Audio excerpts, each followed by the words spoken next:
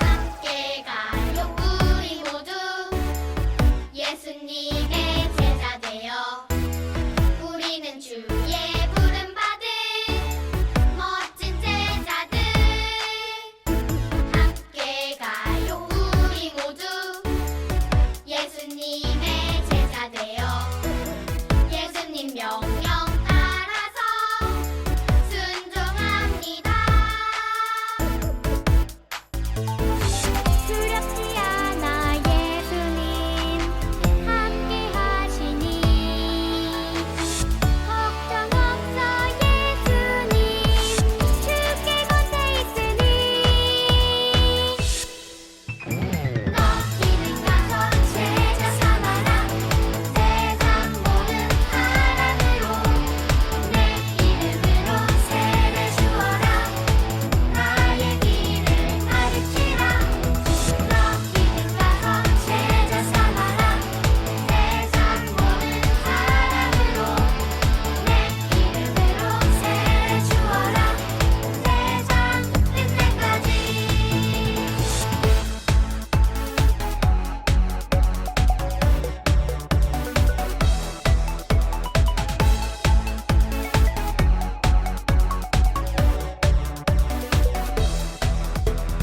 함께 가요 우리 모두 예수님의 제자 되어 우리는 주의 부름받은 멋진 제자들.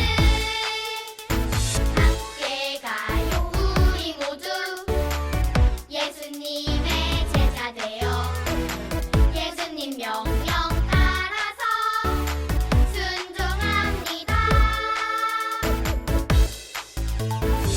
두렵지 않아 예수님 함께 하시니 걱정 없어 예수님 주께 곁에 있으니. 너희는 가서 제자 삼아라 세상 모든 사람으로 내 이름으로 세례 주어라 나의 길을 가르치라. 너희는 가서 제자 삼아라 세상 모든 사람으로 내 이름으로 세례 주어라 세상 끝날까지. 너희는 가서 제자 삼아라 세상 모든 사람으로 내 이름으로 세례 주어라 나의 길을 가르치라. 너희는 가서 제자 삼아라 세상 모든 사람으로 내 이름으로 세례 주어라 세상 끝날까지. 너희와 함께하리.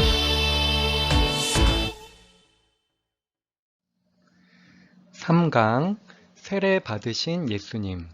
마태복음 3장. 마태복음 3장 17절 말씀.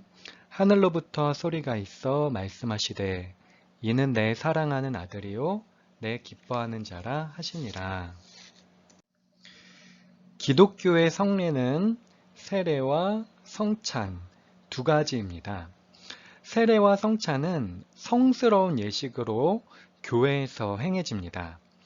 예수님도 공적인 생애를 시작하기 앞서 세례를 받으셨습니다. 그런데 질문이 생깁니다.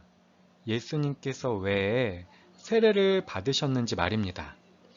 마태복음 3장은 예수님께 세례를 준 세례 요한이 소개되고 있습니다. 광야에서 세례 요한의 모습은 어떠했는지, 그가 전한 메시지는 무엇인지, 그리고 예수님께서 세례 받으실 때 어떠한 일이 일어났는지를 이야기해 줍니다. 마태복음 3장을 통해 예수님께서 세례를 받으신 의미가 무엇인지 살펴보도록 합시다. 1. 광야에서 외치는 소리. 예수님께서 공적인 생애를 시작하기 전에 그분이 누구인지 전해준 사람이 있습니다. 메시아의 길을 예비한 세례 요한입니다. 광야에서 외치는 자의 소리가 있어 이르되 너희는 주의 길을 준비하라. 그가 오실 길을 곧게 하라. 마태복음 3장 3절 말씀. 세례 요한은 주로 유대 광야에서 살면서 그곳에서 메시아이신 예수님을 준비하는 삶을 삽니다. 요한의 사명은 주의 길을 준비하고 그가 오실 길을 곧게 하는 것이었습니다. 이 당시 백성들은 먹을 것이 없어 배고픈 것이 아니라 하나님 말씀에 대한 갈증을 느끼고 있었습니다. 정치적으로 로마 총독의 난폭한 통치로 인해 고통을 겪었고 종교는 부패하였습니다. 백성들은 하나님 말씀을 듣고 싶었습니다. 이에 예루살렘과 온 유대 지방과 요단강 사방에 사는 주민들 가운데 수많은 사람들이 이 세례 요한을 만나기 위해 광야로 나왔습니다. 세례 요한이 전파하는 메시지를 듣기 위해서였습니다.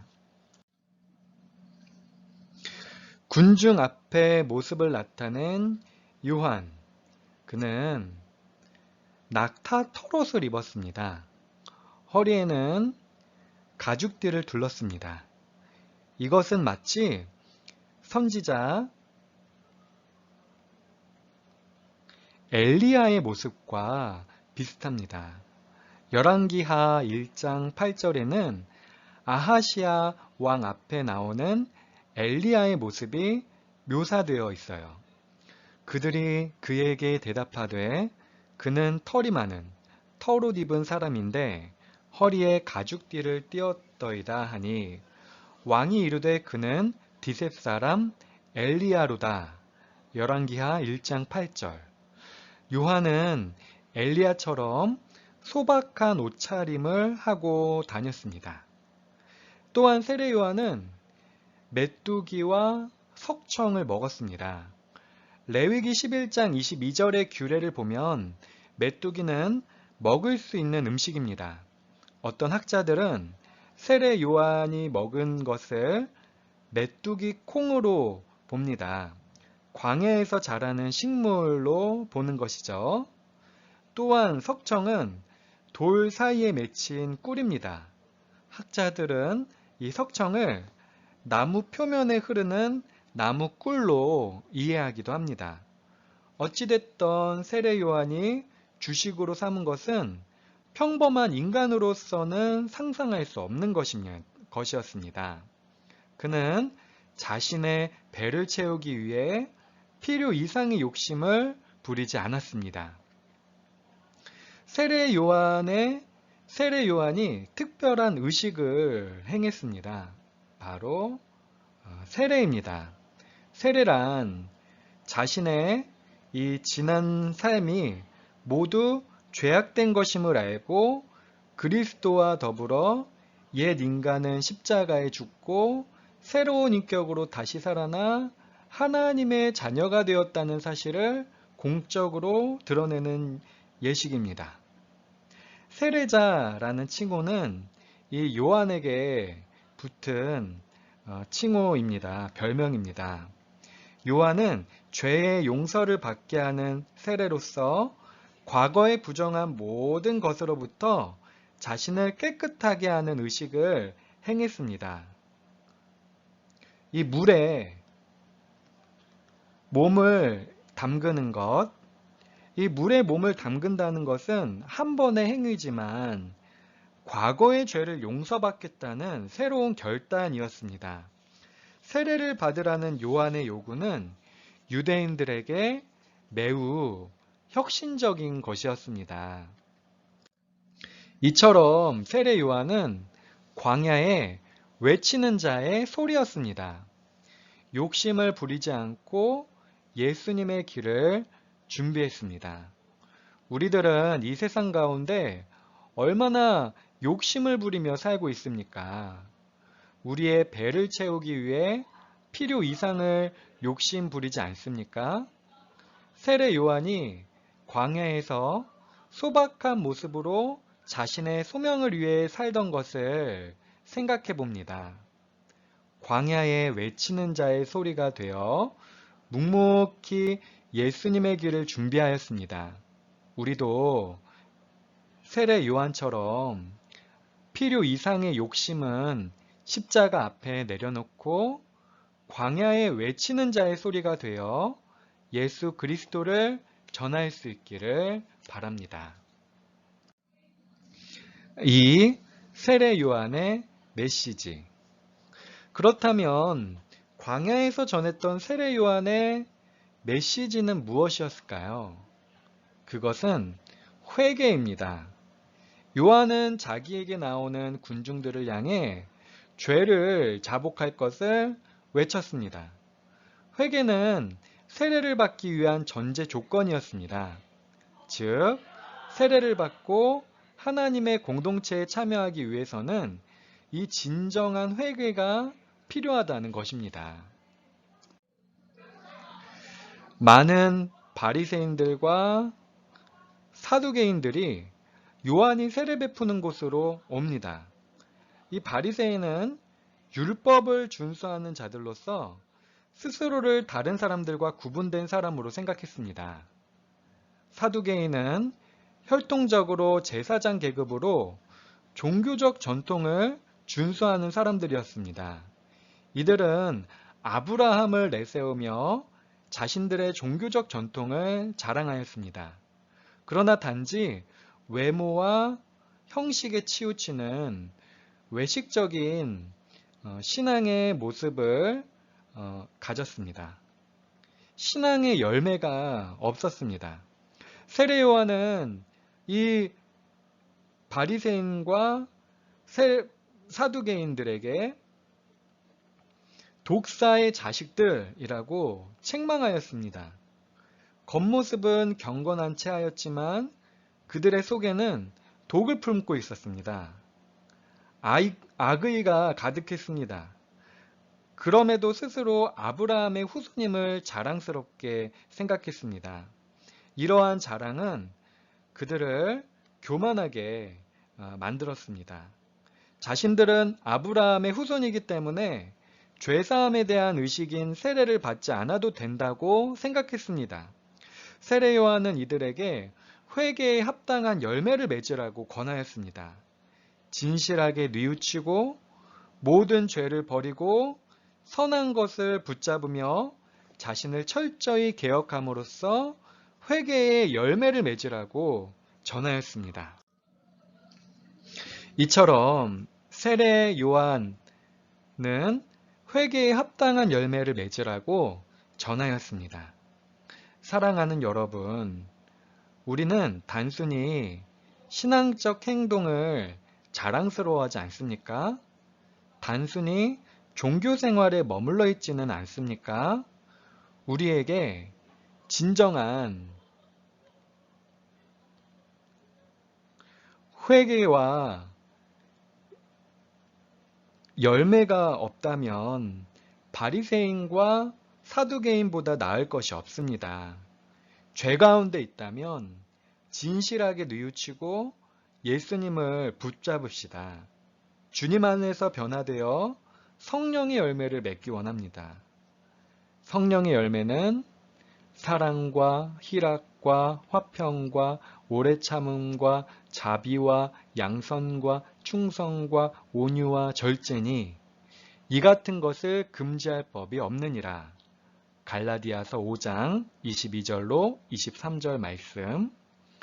진정한 회개로부터 사랑과 희락, 화평과 오래 참음, 자비와 양선, 충성과 온유, 절제의 열매들을 풍성히 맺어갑시다. 3. 내 사랑하는 자요, 내 기뻐하는 자라. 세례 요한은 모인 사람들에게 뒤에 오시는 이인 그리스도를 소개합니다. 요한은 그의 이 신발, 신들기도 감당하지 못한다고 말합니다. 이 남의 신을 드는 것은 그들의 주인을 향해 행하는 노예의 가장 비천한 행위입니다. 신을 들기 위해서 허리를 굽혀야 합니다. 신을 드는 것은 가장 계급이 낮은 노예가 담당했던 일입니다. 세례 요한은 그리스도를 높이기 위해 자신을 낮추었습니다. 세례 요한은 물로 세례를 주지만 그리스도는 성령과 불로 세례를 베푸실 것이라고 소개합니다. 물 세례가 외형적인 것이라면 성령 세례는 온전한 변화라고 말할 수 있습니다. 물 세례를 받을 때 물에 잠기는 것처럼 성령 세례는 성령으로 성령 안에 머무는 것입니다. 그리스도는 성령과 함께 불로 세례를 주십니다. 참으로 그리스도께서 우리의 영혼에 들어오시면 우리의 옛 성품은 모두 태워 버려지고 새로운 삶의 불에 붙여집니다. 그런즉 누구든지 그리스도 안에 있으면 새로운 피조물이라. 이전 것은 지나갔으니 보라 새 것이 되었도다. 고린도후서 5장 17절 말씀. 그리스도이신 예수님께서 세례를 받으시려고 세례 요한에게 오셨습니다. 요한은 예수님을 만류하였습니다. 성령과 불로 세례를 베풀 자와 물로 세례를 행하는 자는 큰 차이가 있기 때문이었습니다. 오히려 요한이 세례를 받아야 할 것입니다. 하지만 예수님께서는 요한의 만류에도 불구하고 세례를 허락할 것을 요청하셨습니다. 예수님은 모든 의를 이루기 위하여 세례를 받아야 한다고 하셨습니다. 예수님께서 세례를 받으시려 한 것은 요한이 예수님보다 더 완전하고 훌륭한 인격을 소유해서가 아니라 인류의 모든 죄를 짊어지기 위해 이 땅에 오신 예수 그리스도의 스스로의 의지였습니다. 즉, 완전한 의인이시지만 한 죄인의 자리에 머무르시겠다는 결정에 의한 것이었죠. 예수님께서 요한에게 세례를 받으셨을 때 하늘이 열립니다. 성령이 비둘기처럼 예수님 위에 임하였습니다. 그리고 하늘로부터 소리가 들렸습니다. 하늘로부터 소리가 있어 말씀하시되 이는 내 사랑하는 아들이요 내 기뻐하는 자라 하시니라. 마태복음 3장 17절 말씀. 하늘의 음성을 통해 예수님은 하나님의 아들로 선포되었습니다. 너는 내 아들이다 는 말은 왕의 대관식 때 사용되는 시편 2편 7절에서 인용된 것으로 예수님이 왕임을 밝혀주고 있습니다. 내 기뻐하는 자는 이사야의 종의 노래인 이사야 42장 1절에서 인용한 것으로 예수님은 여호와의 종, 곧 섬기는 종임을 나타내고 있습니다. 예수님께서는 세상의 왕이십니다. 하지만 예수님은 권세를 지니고 강압적으로 남을 지배하지 않고 고통 중에 있는 자를 섬기는 종의 역할을 하였습니다. 이처럼 예수님은 하나님의 사랑하고 기뻐하는 아들이었지만 섬기는 종이 되기 위해 세례를 받으셨습니다. 사랑하는 여러분, 우리도 하나님의 사랑하는 자녀이며 하나님을 기쁘시게 하는 사람이 되기를 바랍니다. 하나님의 자녀들은 하나님을 기쁘시게 하기 위해서 힘써야 합니다. 하나님의 자녀로 부과된 의무가 하나님을 기쁘시게 하는 것입니다. 하나님을 기쁘시게 하기 위해 조금 더 거룩하고 겸손하며 하나님의 말씀에 순종하기를 힘쓰는 것입니다. 특히 예수님께서 낮아지신 것처럼 우리가 낮아질 때 주님이 높아지시고 하나님의 기쁨이 됩니다. 이는 너희가 흠이 없고 순전하여 어그러지고 거스르는 세대 가운데 하나님의 흠없는 자녀로 세상에서 그들 가운데 빛들로 나타내며 빌립보서 2장 15절 말씀. 욕심 없이 광야에 외치는 자의 소리라는 역할에 충실했던 세례 요한과 세례 요한에게 세례를 받으신 예수님을 살펴보았습니다. 예수님께서 세례 받으신 이유는 완전한 의인이시지만 죄인들의 자리에 머물며 온전한 구원을 이루시겠다는 하나님의 아들 예수님 자신의 의지였습니다. 예수님의 세례를 통해 예수님이 하나님께서 사랑하고 기뻐하는 아들이라는 것을 알게 됩니다. 우리 또한 하나님께서 사랑하시고 기뻐하는 자녀가 되기 위해 예수님처럼 하나님의 말씀에 순종하고 겸손한 삶을 살아야겠습니다.